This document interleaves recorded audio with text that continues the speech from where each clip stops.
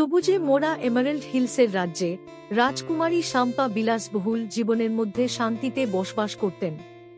কিন্তু রাজকীয় দায়িত্বের মাঝেও তিনি প্রায়শই নিজেকে প্রাসাদের দেয়ালের মাঝে বন্দী মনে করতেন। শাম্পার স্বপ্ন ছিল রাজ্যের সীমানায় থাকা রহস্যময় জঙ্গলে যাওয়ার। শোনা যায় সেখানে জাদুকরী প্রাণী ও লুকানো বিস্ময় রয়েছে, তবে একই সঙ্গে বিপদেও পরিপূর্ণ। একদিন সকালে দুঃসাহসিক অভিযানের টানে শাম্পা প্রাসাদ থেকে চুপি চুপি বেরিয়ে পড়লেন। সাধারণ পোশাক পরে ছোট একটি থলেতে রুটি, পনির এবং পানির বোতল নিয়ে তিনি যাত্রা শুরু করলেন। জঙ্গল তাকে স্বাগত জানাল তার উঁচু উঁচু গাছপালা আর পাখির মধুর গান দিয়ে।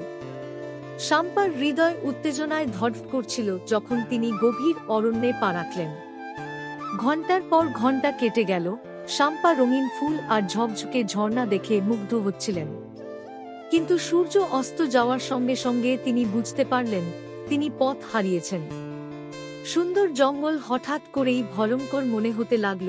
ছায়াগুলো লম্বা হয়ে উঠল আর পাতা ঝরার শব্দ আরও গাঢ় হয়ে উঠল। হঠাৎ তিনি একটি খোলা জায়গায় পৌঁছালেন, যেখানে একটি বিশাল গরিলা আগুনের পাশে বসেছিল। এটি শাম্পার দেখা সবচেয়ে বড় প্রাণী। ভয়ে জমে গিয়েছিলেন শাম্পা।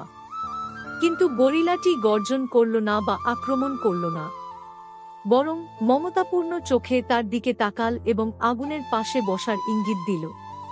দ্বিধাগ্রস্ত শাম্পা ধীরে ধীরে এগিয়ে এলেন।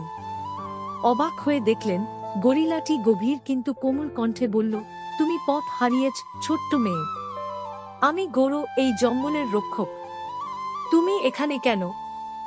শাম্পা তার দুঃসাহসিক অভিযানের কথা এবং অনিচ্ছাকৃতভাবে পথ হারানোর গল্প বললেন। গোরো নরম হেসে বলল, জঙ্গল সাহসীদের পরীক্ষা করে, কিন্তু চিন্তা করো না, আমি তোমাকে ফেরত নিয়ে যাব। কৃতজ্ঞ শাম্পা গোরোর পাশে বসলেন এবং তার সামান্য খাবার ভাগ করে নিলেন। কথোপকথনের শাম্পা জানতে পারলেন গোরো কোনো সাধারণ গরিলা নয়। সে একটি বনদেবীর আশীর্বাদে জঙ্গলের রক্ষক হয়েছে। সে প্রাচীন ধন, জাদুকরী ঝর্ণা এবং লুকানো প্রাণীর গল্প শোনাল। পরের দিন গোরো শাম্পাকে এমন চমৎকার পথে নিয়ে গেল যা তিনি কখনো কল্পনা করেননি। তারা স্ফটিক স্বচ্ছ নদী পার হল, পাহাড়ে উঠল যেখান থেকে দিগন্ত দেখা যায়, এবং এমন আলোকিত ফায়ারফ্লাইয়ের দল দেখল যা অন্ধকারে তারার মতো নাচছিল। পথে তারা অনেক বাধার মুখোমুখি হল, একটি তীব্র স্রোতের নদী, কাঁটাগাছের জঙ্গল এবং দুষ্ট বানরের একটি দল। প্রত্যেকবার গোরোর শক্তি আর বুদ্ধিমত্তা তাদের সেই চ্যালেঞ্জ মোকাবিলা করতে সাহায্য করল। শাম্পার সাহস বাড়ল যখন তিনি ধাঁধা সমাধান করলেন, লুকানো পথ খুঁজে পেলেন, এমনকি একটি ভয়ে আটকে থাকা হরিণকেও শান্ত করলেন। গোরো তার দয়া এবং সংকল্প দেখে মুগ্ধ হল। যখন তারা জঙ্গলের সীমানায় পৌঁছাল, গোরো একটি প্রাচীন গাছের সামনে থামল, যেটির নীল ফুলগুলো আলোকিত হচ্ছিল। এটি ইকোদের গাছ, গোরো বলল। এটি জঙ্গলের স্মৃতি ধরে রাখে। এটিকে স্পর্শ করো এবং এটি তোমার হৃদয়ের সত্যিকারের ইচ্ছা প্রকাশ করবে। শাম্পা গাছের গুঁড়িতে হাত রাখলেন এবং তার মনে নানা দৃশ্য ভেসে উঠল। তিনি নিজেকে এমন এক রানী হিসেবে দেখলেন, যিনি দেয়ালে আবদ্ধ নন বরং তার প্রজাদের জ্ঞান আর সহানুভূতিতে নেতৃত্ব দিচ্ছেন।